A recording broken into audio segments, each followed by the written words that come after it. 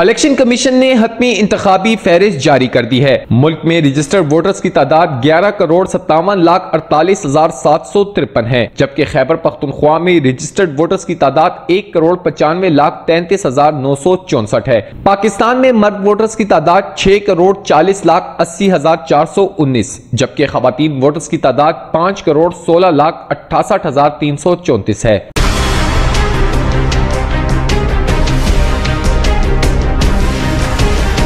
Election commission की जानिब से जारी फहरिस्त के मुताबिक खैबर पख्तूनख्वा में सबसे ज्यादा 18,38,576 वोटर्स, जबकि सबसे कम 1,08,229 वोटर्स तोरगर में रजिस्टर्ड हैं।